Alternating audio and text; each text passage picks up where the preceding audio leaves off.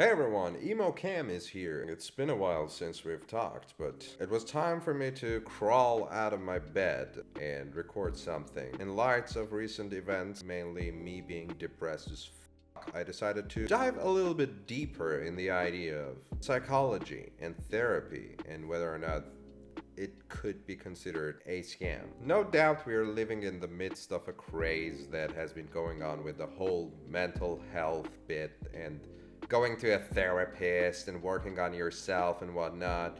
And I'm not suggesting that there is no redeeming factors, qualities in digging deeper in the human psyche. In fact, I really appreciate that side of psychology that is called psychoanalysis. I find it really and indeed pretty progressive. It generally gave us the idea of why are we the way we are and why do we want to lick the authorities' boots. But one of the things that I would like to discuss when it comes to practical aspects of psychology, aka going to therapy, is that you're most likely dealing with a highly praised scam. Because if you think about how therapy has been advertised within this past few years, we are often faced with this romanticized idea of going to therapy, which paints it as like this magic wand that if you just blip on someone's life, they suddenly start growing and, becoming the better self. Well, in fact, this cannot be further from the truth because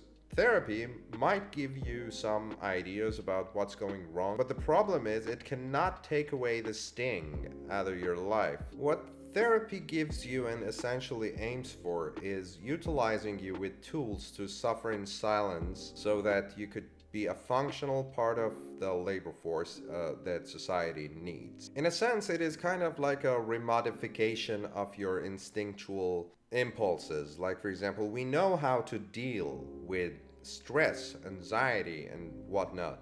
It's just that we need some other ways around it when it comes to living inside a society. Because it is, of course, your instinctive response that if someone stepped on your toe in the bus, you should gnaw on their flesh until they die. But you cannot do that now, can you? So in order to not terrorize the city over some dust on your shoes, but also not making you to take it all in yourself until you implode and become a nuisance to other people around you, therapists come with the solution that here's some paper, write an angry letter to that douche and feel liberated as you watch it burn. The letter, not the corpse of your nemesis. And it sounds like a nice way to handle it, yet the effectiveness of this process is highly reliant on your social status, namely class, gender, ethnicity, sexual orientation, disabilities, etc., etc. These all are factors that contribute to how many angry letters you have to write. And the sad part is that if you're kind of in a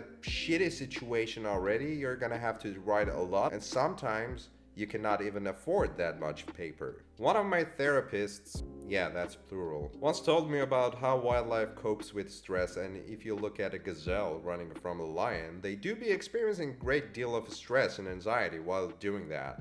Of course, like when was the last time you as an average Joe citizen were running for your dear life? But once the danger is averted, they go right back to grazing like nothing had happened. And that level of serenity is something that we too can achieve if we start living in the moment like animals. But then I had to tell her about a rather unethical way of hunting deers and shit, which is by following them in a truck. So the animal obviously cannot outrun the car, and it will run to the point that its innards will implode and you can just collect the corpse. And sometimes, and especially for the people who cannot afford therapy in the first place, life is on that pace. And in these types of situations, what therapists would be able to do is reducing what's happening to you on a complex socio-political level to what you're not doing for yourself. And I honestly find it utter bullshit. Bullshit as in if a million cow grazed throughout a million acres of land and shat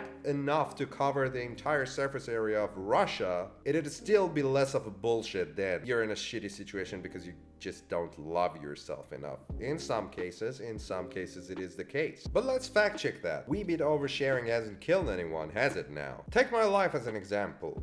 I'm a 28-year-old minimum wage barista with a master's degree, scavenging for extra hours just to barely get through the month with an eternal $100 worth of debt that I pony up to every month and then reborrow the next month. I have made zero friends during my studies because everything happened on Zoom calls, and now my coworkers are a bunch of 19 years old. My friends in Iran are either dead or depressed or drifting off in their own lives. And by the way, I haven't been able to talk to my parents for the past couple of months because, hey, my country is on fire and the fucking internet is down. Should one of my parents die tonight, I might be hearing from it in the next week, if ever. So my love life is a bit weird at this point. I don't know if I'm in a relationship or not, or am I dating someone, or I really have no idea. And I cannot afford a cat, so I wouldn't need to do this. And except for a couple of them that I can probably do something about it, the vast majority of them are just things that are there until I solve them on a political level, one way or another. So if I feel sad or find it hard to crawl out of the bed and record something or just go to work or whatever, it's not that I'm being a brat, nor it is that I don't love myself enough. I love myself so damn much. It's everyone else that I hate. And if I'm supposed to write angry letters to let out my anxiety, I'm gonna need at least 5 assistants, full time. Which, in the case that you haven't been paying attention, I cannot afford hiring 5 employees just to get over my negative feelings. So the moral of the story is, sometimes in your life sucks and there's not much that you can do about it. And therapy is not going to take it away, nor is it going to have a real impact. Sometimes you're getting evacuated on the verge of becoming a homeless person, and if you go to therapy, you're going to be a homeless person who has been to therapy. And if you don't go, you will be a homeless person who hasn't been to therapy. And that's why you should just do drugs. I'm kidding. The key is drowning yourself in the bottom of the bottle.